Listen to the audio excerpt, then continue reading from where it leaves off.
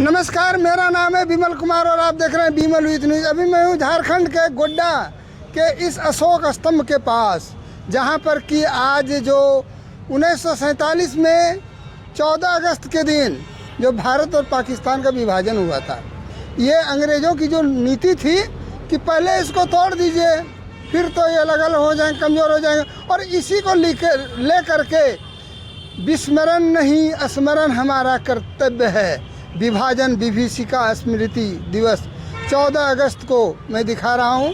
झारखंड के गोड्डा के इस अशोक स्तंभ के पास भारतीय जनता पार्टी के कार्यकर्ताओं के द्वारा एक मौन जुलूस निकाला गया है, क्योंकि ये बहुत ही गलत बात है कि हम जो भाई भाई थे उसको तोड़ के टुकड़ों टुकड़ों में बांट दिया गया ताकि यहाँ पर फूट डालो और राज करो की नीति कायम रह सके।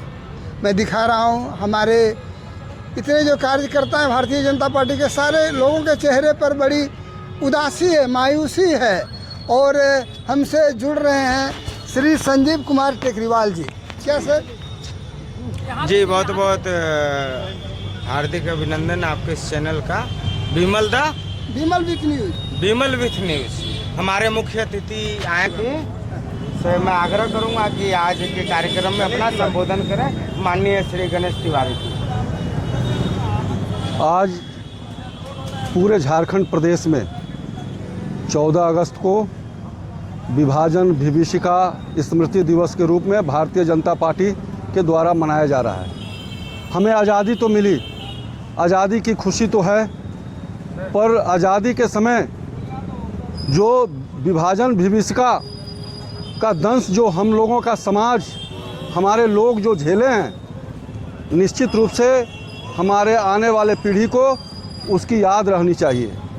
माउंटबेटन के समय अंग्रेज़ों के द्वारा फूट डालो और शासन करो, हमारे भारतवर्ष को खंडित करने का जो काम अंग्रेज़ों के द्वारा किया गया और उनके साजिश के तहत भारत का विभाजन किया गया, हम आज उस विभाजन विभीषिका के तहत हम सब एकत्रित होकर के अशोक स्तंभ के सामने हम सब संकल्प लेते हैं कि जो विभीषिका में जो दंश लोगों ने झेला है, हम उसकी याद में अपने लोगों के, अपने समाज के लोगों को हम यह बताना चाहते हैं कि विभाजन के समय कितने लोग हमारे विस्थापित हुए।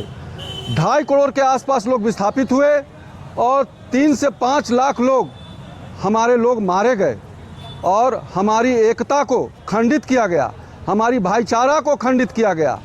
हम यदि एक रहते तो नेक रहते। हमारी भाईचारा में और एकता में जो यह विखंडित किया गया अंग्रेज़ों के द्वारा, हम अपने लोगों को यह बताने के लिए इस विभाजन विभीषिका स्मृति दिवस के रूप में हम सब एकत्रित हुए हैं। सर, इस विभाजन के लिए मुख्य रूप से कौन जिम्मेवार है? मुख्य रूप से जिम्मेवार हम कांग्रेस को मानते हैं। कांग्रेस यदि चाहती तो यह विभाजन नहीं होता। इसलिए नहीं होता, यदि उस समय नेहरू जी अपने प्रधानमंत्री बनना चाह रहे थे और वह प्रधानमंत्री बनने के कारण इस देश का उन्होंने विभाजन कराया। आखिर इस तरह का विभाजन क्यों कराया गया? विभाजन धर्म के आधार पर कराया गया। धर्म के आधार पर विभाजन हुआ और मुस्लिम लीग और जिन्ना के कारण यह विभाजन हुआ। और हमारे गांधी जी चाह रहे थे कि विभाजन नहीं हो, जिन्ना प्रधानमंत्री बन जाए। जिन्ना को कैंसर की बीमारी थी, ज़्यादा दिन तक जिन्ना जीवित नहीं रहते, हमारा विभाजन नहीं होता। पर नेहरू जी के नेतृत्व में इनको सरकार बनाना था, प्रधानमंत्री बनाना था, जिसके कारण यह विभाजन हुआ। आदरणीय पटेल जी को पूरे 15 प्रांतीय सदस्यों का समर्थन मिला पटेल जी को प्रधानमंत्री बनाने के लिए। 15 में से 12 लोग समर्थन किए, उसके बाद भी पटेल जी को नहीं बना करके नेहरू जी को बनाया गया। क्या कारण था इसके पीछे कारण था, वो लोग तर्क दे रहा था कि अंतर्राष्ट्रीय जो हमारा पॉलिटिक्स है उसमें नेहरू जी का बहुत ज़्यादा सम्मान है, नेहरू जी का बहुत ज़्यादा पकड़ है। इसलिए संस्कृति को देखते हुए और अंतर्राष्ट्रीय दबाव के कारण नेहरू जी को प्रधानमंत्री बनाना पड़ा। प्रश्न है, इस विभाजन की विभीषिका जो दंश झेल रही है आज पूरा देश, इसको रोकने के लिए भाजपा की क्या नीति है? दंश रोकने के लिए हमारे जो उस समय के पीढ़ी थे उन्होंने दंश झेला है। और वह दंश झेला है कि अपने ज़मीन तो हमारा बट ही गया, हमारा भाईचारा बटा, हमारा संस्कृति बटा। तो इसलिए हम सब बताने के लिए अपने जो आने वाले जो पीढ़ी है उसको बताने के लिए कि किस कारण विभाजन हुआ और कि विभाजन के समय जो विभीषिका का दंश झेलना पड़ा, उसकी स्मृति दिवस के रूप में हम सब अपने पीढ़ी को बताने के लिए भारतीय जनता पार्टी के नेतृत्व में एकत्रित हुए हैं और हम बताने का काम कर रहे हैं।